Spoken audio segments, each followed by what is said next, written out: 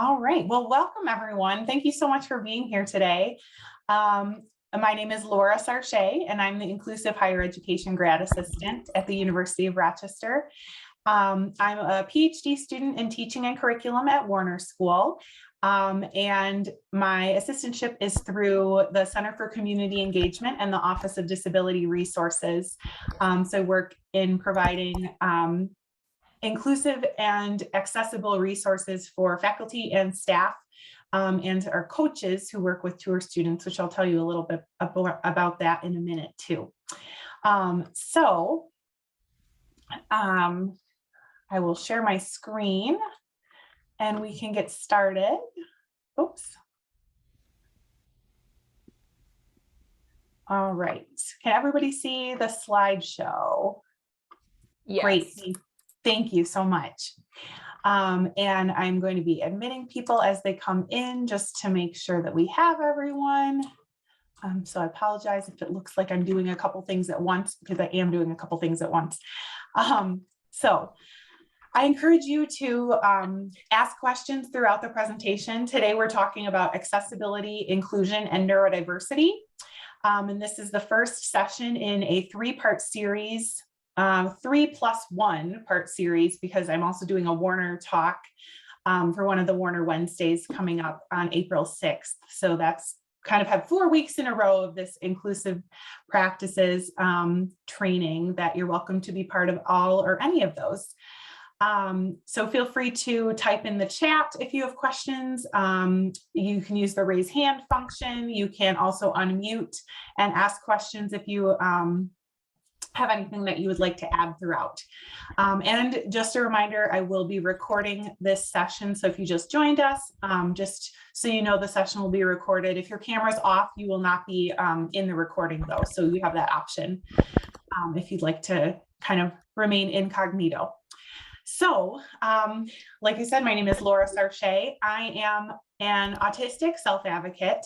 So I bring in the experience as a person with a disability, as a student with a disability, as a faculty member with a disability. I'm an adjunct in the special education programs at Niagara University. So I teach graduate classes over there. And I was a special education teacher before I came to U of R. So I bring in that perspective as well. And I'm very passionate about inclusion and access and belonging for people with disabilities. And, you know, I'm open to any of those things to talk more about them. Today's training is on accessibility and inclusion and neurodiversity. If there are specific topics that you think would be helpful for your department or for you or your staff as you know, a smaller group, we can also do more department specific trainings as well. So you all have my email, so feel free to reach out at any point for any more resources in addition to this kind of university-wide training. So I want to give just a little bit of context for you, whether you're a faculty or a staff or another community member at the university. There are several different individuals that you might be working with, whether they're in your classes or you're seeing them on campus. So the first kind of group of students I want to talk about who will benefit from all of these inclusive practices are our tour students. TOUR is the Transition Opportunities at the University of Rochester program, and it is a partnership between the Center for Community Engagement and the Monroe One BOCES. So TOUR is students from ages 18 to 21 years old who are in a, they have intellectual and developmental disabilities, and they're in a BOCES classroom in Meliora Hall during the school day. They also have work-based experiences on and off campus, and they have the opportunity to audit undergraduate classes and participate in social events on campus. So you may see our tour students around. You may even have the privilege of having one of them in your class one semester. If they choose to audit one of your classes, I'll reach out to you about that. So that's one group of students that you might be working with. You also may have students who are registered with the Office of Disability Resources, whether they're traditional undergrad students, matriculated, non-matriculated, mostly matriculated students. And then we also have graduate students registered with our Office of Disability Resources as well. So they may have formal accommodations that they're requesting through that office. You may also have neurodiverse students who are not registered with our office. So neurodiversity is a way of saying someone has a different way that their brain operates than what is considered typical. We'll talk a little bit more about that later today as well. And you probably also have neurotypical students or students without disabilities in your classes and in your spaces on campus. And the truth is that all students benefit from these inclusive and accessible practices that we do. So even if a student doesn't have a disability, doesn't identify as having a disability, or doesn't identify as neurodiverse, they are still going to be benefiting from these practices. And all of us as faculty and staff also make we become better educators while we are working on these inclusive practices that are directed towards students with disabilities, but are also beneficial to all. So our objective for today is that we will develop our understanding of neurodiversity, accessibility, and inclusion. And hopefully that you will identify one action step to take in your own practice towards being an even more inclusive educator. And I want to acknowledge that inclusion of individuals with disabilities, or inclusion of neurodiversity and accessibility for people with disabilities is similar to efforts in anti-racism and anti-sexism and our support for LGBTQ+ communities, that it's kind of an ongoing journey. It's not something that we ever arrive at, right? So no matter where we are in our inclusive practices or in our support for individuals with disabilities, we have room to grow, and we're already doing some things that are supportive. So it's a great kind of thing to acknowledge that there are barriers, we're working on them, and we have room to grow. No matter where we are, we can improve our own practices. So again, thank you so much for being here and for your willingness to work on making U of R more inclusive. So I want to just start with talking a little bit about what inclusive higher education is. And, historically, we think about education, especially higher education, was not accessible for individuals with any type of disability.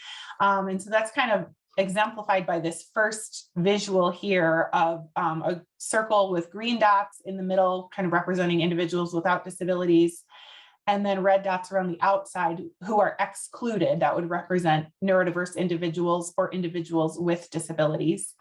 And not having opportunities to do anything that neurotypical individuals or individuals without disabilities had.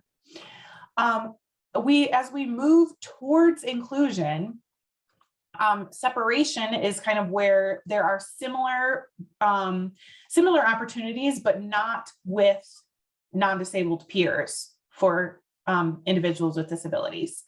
Then integration is where those opportunities are maybe occurring in the same setting, but they're still not fully included, not fully working. Individuals with disabilities are not fully working with individuals without disabilities. They're kind of, this could look like, a general education classroom, or a classroom where, there's a couple students with disabilities working with a separate teacher off in the corner. So they're in the same classroom, but not really working together in an inclusive model. And then in the fourth circle, we have inclusion, where all students are together in the inclusive setting, whether that's a classroom or a campus opportunity.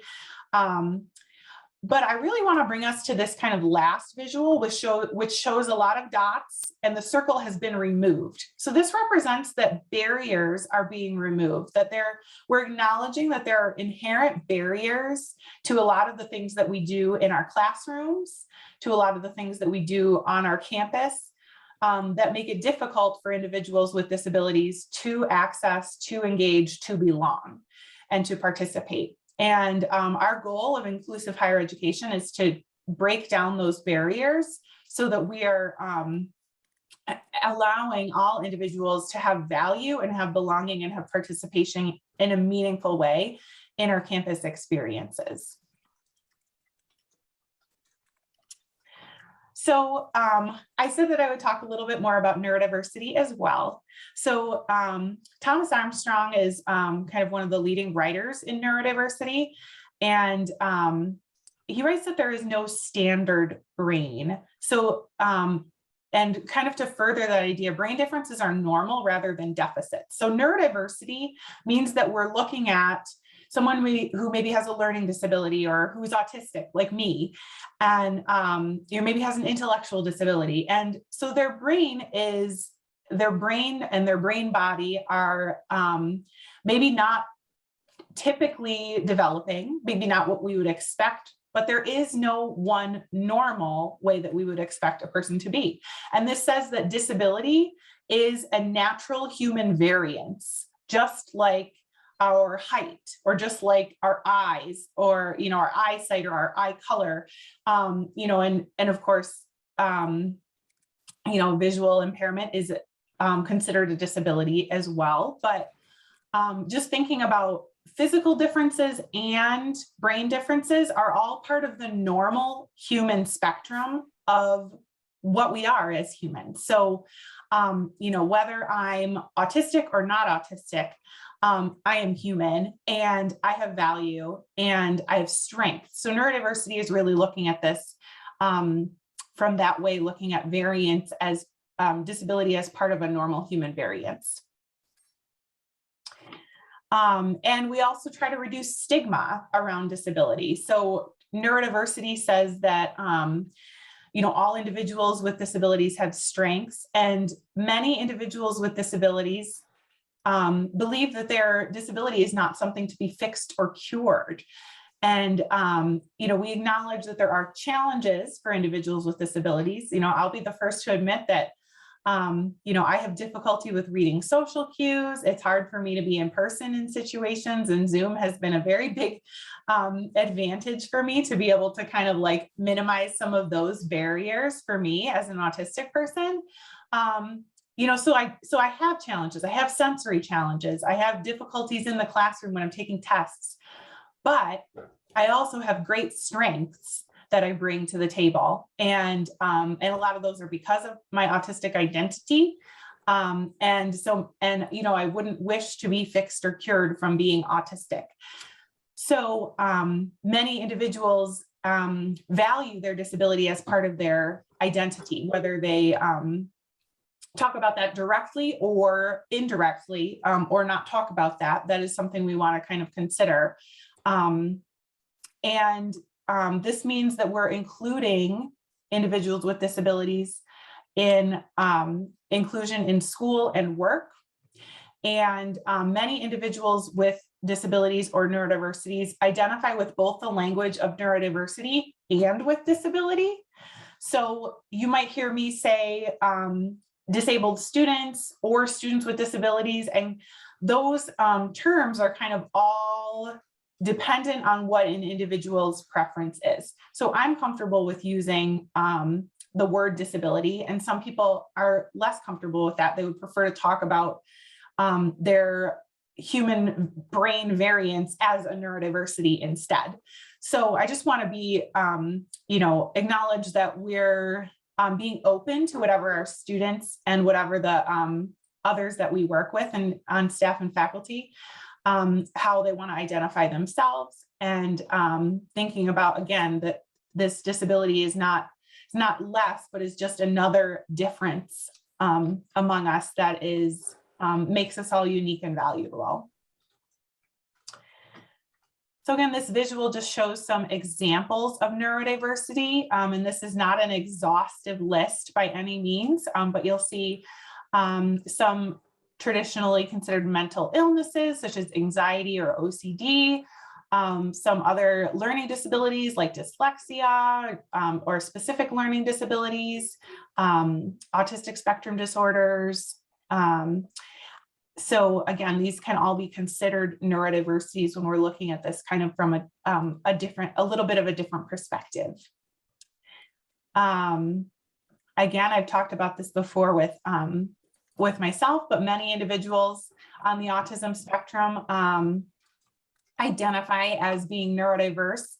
And part of neurodiversity also acknowledges that everyone who has a specific diagnosis or who even identifies as having the same diagnosis is not the same.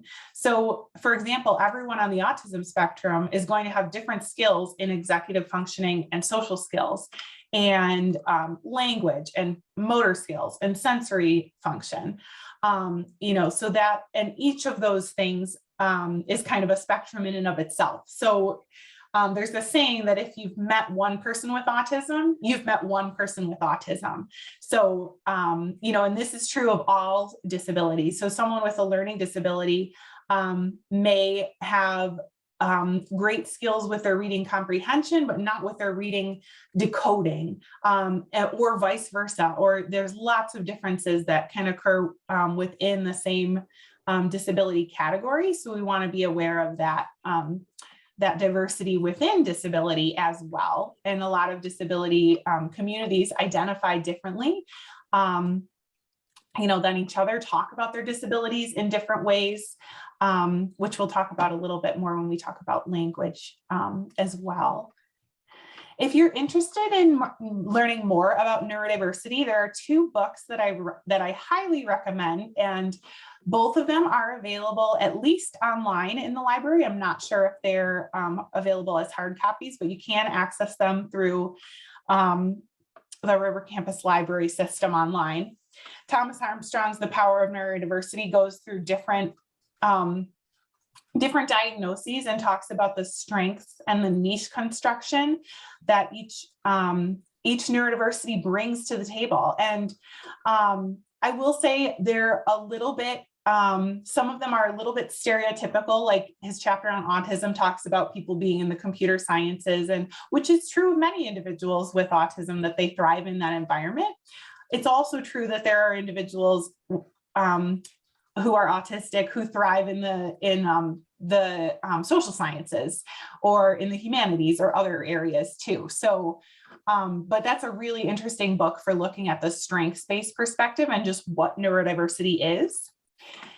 And then a more recent book that just came out about 2 years ago is Neurodiversity Studies, A New Critical Paradigm. And this is an edited compilation of neurodiverse authors, many neurodiverse authors, talking about their experience in research and their experience in work and their experience in school.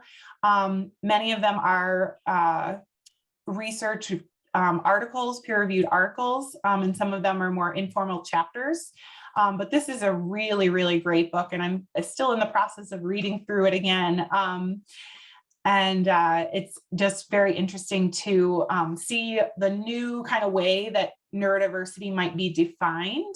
And again, kind of moving even further into this strengths-based approach, but without boxing people into particular stereotypes. So I highly recommend reading both of those books if you are interested in this topic more.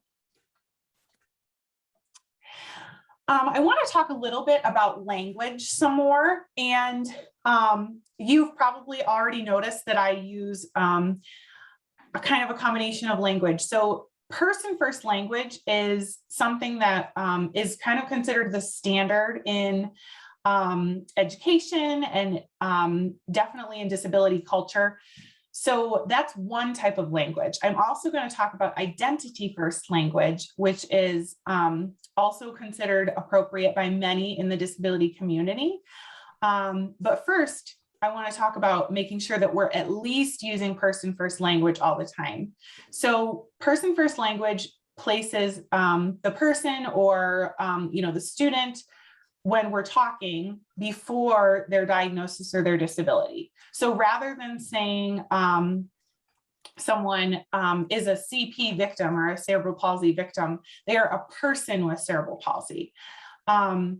So I have a chart here of many examples of this. And there are some words that are considered a little bit outdated or offensive. We want to avoid using some of these phrases when we're talking about individuals with disabilities, whether they're our students or our colleagues or our family or ourselves. Typically, these are considered inappropriate words to be using. And the idea in the right-hand column for many of these is that they're framing disability as a really negative piece that defines an individual and puts them in a box and makes their experience full of barriers, without acknowledging that they, in person first language, acknowledging that they are a person with a disability, and that their disability may be part of them, but it is not necessarily a negative thing. It's not placing value on that disability as a negative piece. So again, like the words stricken or crippled or deformed, those are negative things. They imply negative value about disability, rather than saying someone has a physical disability or has a psychiatric disability. Similarly, when we're talking about non-disabled people, saying that someone is normal or healthy, again, implies that there's this standard that people with disabilities are not meeting, that they are somehow less than what is considered normal or healthy. And someone with a disability is, in fact, a normal person in our world, right? And a person with a disability or a neurodiverse person may be healthy and may consider themselves healthy. So when talking about non-disabled people, we can use non-disabled, we can say people without disabilities, and we can say neurotypical people. So the ideas behind person first language is that you refer to the person first and then their disability second. You avoid using phrases that equate the person with their disability or imply negative connotation. And then there are some communities or some individuals that identify with their disability first and with the greater community. So you may have heard me talk about being autistic, and I'm an autistic person. And that's because I use identity first language. So this is a personal preference. Some individuals on the autism spectrum say that they are a person with autism. They use person first language. Some use identity first language, like myself, and say they are an autistic person. And the reason that some people choose to use identity first language is that they feel that their disability or their neurodiversity is an integral part of them. And it would not be, like for myself, I would not be Laura Sarchet if I was not autistic. I can't even imagine what that would be like. And it's an integral part of my identity, just like I am a woman, just like I am white. Hey, I love your car. So this is, this is why some individuals use identity first language. And then some people do prefer to use person first language, which is fine. So the autistic community is one community that you may have people using both types of language. The deaf community is another community that you may have people using both types of language. Many people who use a wheelchair identify themselves as wheelchair users. Again, that's identity first language rather than person who uses a wheelchair or person in a wheelchair, which is person first language. So it's important for us to be aware of both of these. And that both are accepted in the academic field and that both are accepted by people with disabilities depending on their preferences. And that this may continue to evolve. Identity first language is, fairly new in the last couple of decades. And person first language wasn't really adopted as kind of the standard to replace disability first language or deficit first language until laws about 18 years ago. So, we want to just acknowledge that terminology may continue to change and we can adapt along with society. But the bottom line is that you want to choose language that is respectful to the person. So it's okay to ask if someone discloses their disability. It's okay to ask, do you prefer identity first language or do you prefer person first language? And it's all about the individual. So we want to just, particularly avoid language that paints a negative picture, patronizes, or perpetuates misconceptions.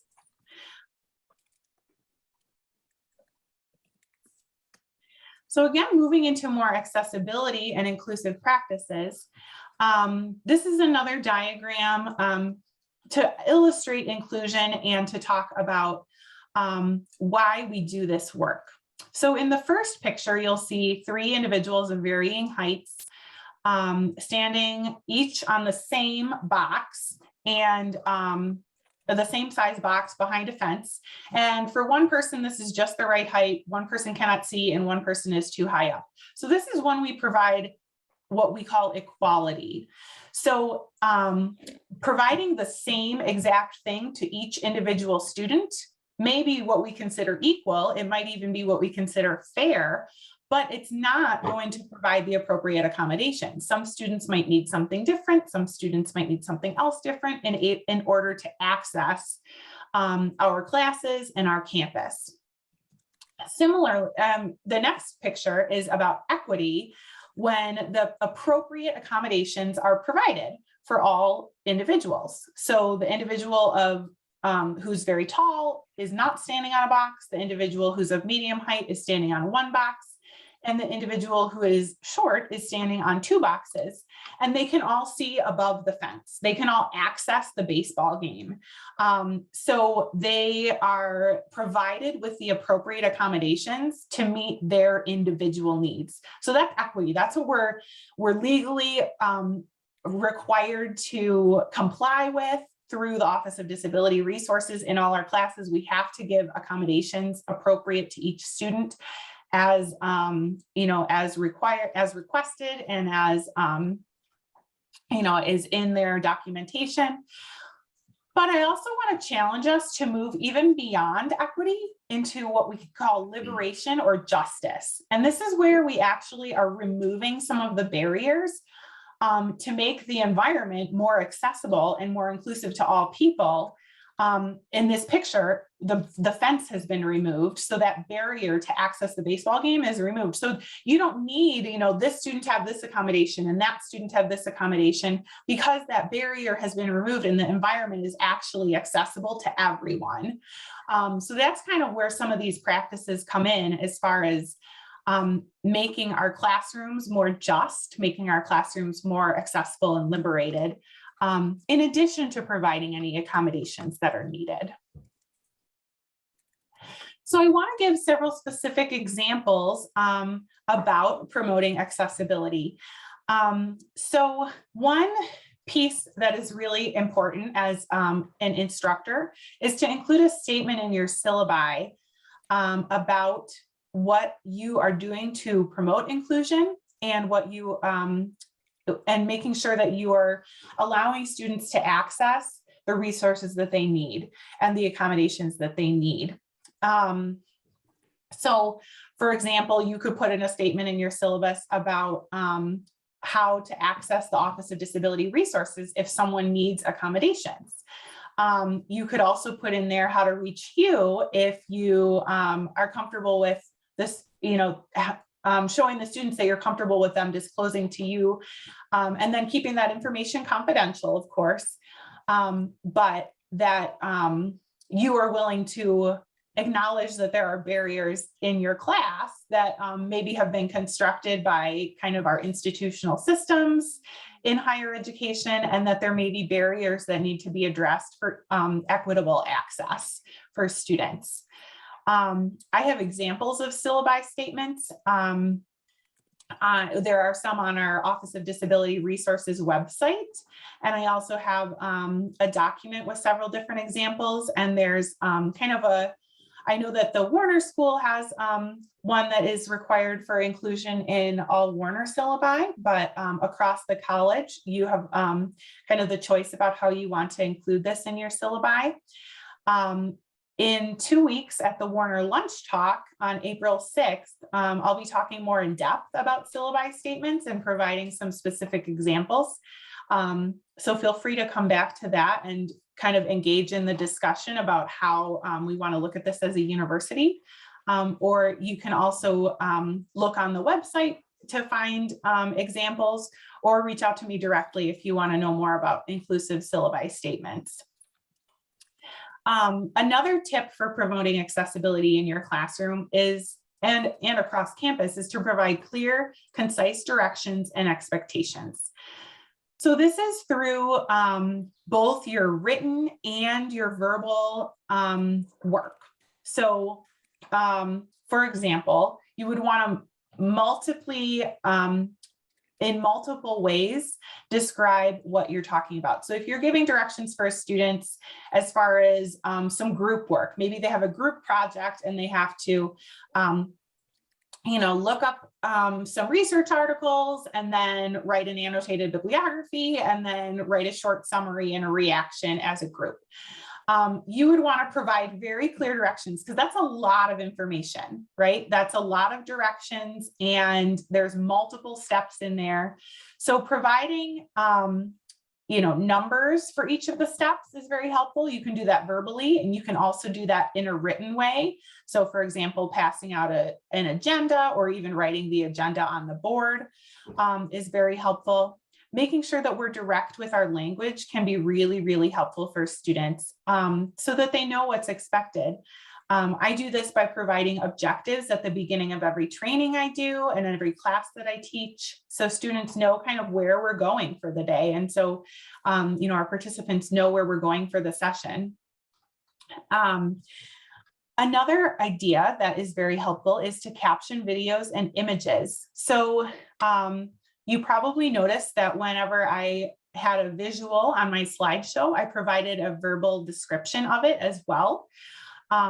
So this is making things more accessible for those who are blind, but also providing multiple means of access. So someone may be able to connect with the material better through that verbal description than through just seeing the image on the screen. Also providing captioning for videos and for, as much as you can for live presentations, which is helpful to be able to do over Zoom like we're doing today, is another way that is important to make sure your materials are accessible. You can also provide electronic copies of readings and materials.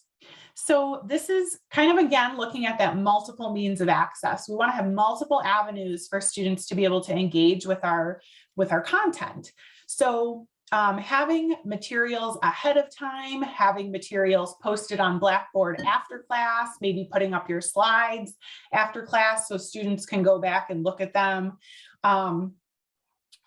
Providing electronic materials of Word documents and PDFs and articles rather than just passing out paper copies makes so that those materials are able to be read with a screen reader so that someone can open them on their computer and then have it read aloud on their device to, again, promote access to the written work. I also want to highlight being intentional about course policies and creating room for flexibility. So this can look lots of different ways and it can be applied to lots of different areas. One area, so I do a lot of online work. I teach online classes. A lot of my workshops are online. So one thing that in my syllabi for my online courses, I always put a policy about Zoom participation, and I make Zoom participation accessible through the camera or not, through the chat, or if people would rather participate verbally, or if people would rather use the reactions and the raise hand functions. All of those are appropriate ways to participate in my classes. And that really creates room for students to be able to be comfortable, maybe to engage in a way that they might not have, maybe they wouldn't have been able to engage if they had to leave their camera on the whole time. They might have been nervous or had something going on in the background. But if they're able to engage with their camera off, maybe they're going to be more likely to participate. So that, again, can promote engagement by being flexible. Similarly, with your with policies around late work and assignments and attendance, we can be intentional to create flexibility in there. And again, this is not necessarily lowering the standard, but promoting students to advocate for themselves and saying that if we have if you do have extenuating circumstances, or if you do need flexibility, being open to talking about that with your students, and that they feel that they're still able to meet the course objectives, because that's really why we're teaching, right? Is to meet whatever our course objectives in our syllabi are, or in our class are. And if students can still engage in the learning, even maybe if they, have a mental illness and they need extra time for some assignments, they're still going to engage in the learning and still complete the learning objectives, but maybe on a little bit of a different timeline than we originally had planned. So that's, I know that can be difficult for us to think about how to be flexible like that, but that really does promote accessibility for all students, and especially our students with disabilities. Similarly, in your syllabus or your syllabi, you can include a statement about even just like adding a little bit of wording to your office hours or to your contact information up at the top of your syllabi, and say, please reach out anytime, or I'm looking forward to meeting with you. That makes students feel like you're a little more accessible, and that it's okay to reach out to you, versus kind of that intimidating barrier of power that might be between us and our students when we're in an instructor role. So that's another way to really help with that piece of it. The last item on this slide that I want to talk about is to share, is kind of about sharing resources with your students. So I try to record lectures every time I give a class, and that way students, it's accessible for students who maybe were not able to be in class, but even more so, it's helpful for students who might have to look back and review the material, so they can look back at that information. Again, sharing your slides is really helpful. Some students are really good note takers, and some students have difficulty with taking notes. So crowdsourcing notes. So if you have like a shared document and students are all able to put their notes in the same Google document, that can be one way to crowdsource notes. And then all students benefit from each other's learning. And one thing I love about this as an instructor is that we're kind of putting the expertise on our students, and we're benefiting from their strengths and from their learning. So they might even come up with something in their notes that we didn't, make that connection yet as an instructor. And they're going to be able to share that with others to enhance their own learning, to enhance our teaching, and to enhance the learning of others.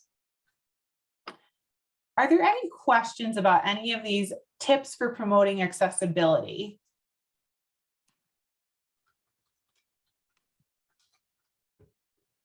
Okay. So we do have some time for discussion and potentially questions, and also for you to reflect on ideas that you may have. But I'd like you to spend a little bit of time thinking about an action step. Remember, I had that in our objective at the beginning, that we would each identify an action step to promote our practice as inclusive educators. So I'd like you to kind of think about this. So is there something from this presentation that you can apply to promote inclusion for neurodiverse individuals, or for individuals with disabilities, in your own course or in your own work? Is there maybe a practice that you can implement in your syllabi or in your classroom? Another way that you can take an action step is to think of a colleague who can help keep you accountable for your accessibility work. So this sounds a little bit intimidating, but is actually really amazing if you get the chance to do this. So partnering up with somebody, or having someone come in and do kind of an accessibility audit. Maybe they can observe 10 minutes of your class, or put an eye on your syllabus and say, I noticed like this looks like this is something that's really helping students engage. And this is something that may be a barrier for students with disabilities.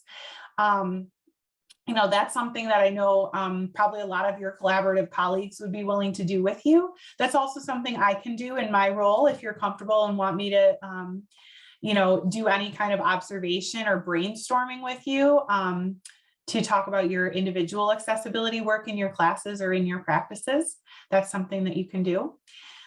We also have, like I said, the website on the Office of Disability Resources with syllabi, statements, videos, and then there's also a YouTube channel through the Center for Community Engagement that has many, many topics about disability and accessibility and assessment and self-advocacy that you can look at those. They're about 10 minutes long, each of those videos. So you can take a look at one of those.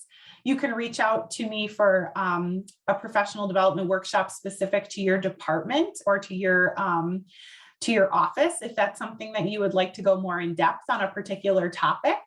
I know I had some requests for in this 3-week series to look at supports for individuals with autism and learning disabilities. So that's definitely something I'll be incorporating in the next 2 sessions. But again, I can, provide specific resources on a specific disability, on a specific technique or teaching strategy related to disability, or even just a topic. If you think that maybe your department needs to work on disability awareness and neurodiversity and understanding what disability is, that's something that we can come in and do. Or even just for a couple minutes at a faculty meeting. And then I finally want to kind of end with, if you have any other ideas that you can take an action step to make your practice more inclusive, I would love to hear what you're doing in your classrooms and in your offices. You are the experts in your content and in what you're doing in the classroom and teaching and working with our students on campus. So I'd love to hear what you're doing if you're willing to share with a group or with me. I just am appreciative that you want to spend the time to become a more inclusive educator and to make University of Rochester a more accessible place. So I will share these slides with you through email. I'll send them out to the group that was on the email Outlook invite. And feel free to share those with others if you think that would be helpful as well. And my contact information is here. You can email me at ihega@rochester.edu. My phone number is also there if that's an easier way for you to contact me. I have the tour website if you're interested in looking more at what the tour program is and how you can engage with that. And then the Office of Disability Resources website is here as well.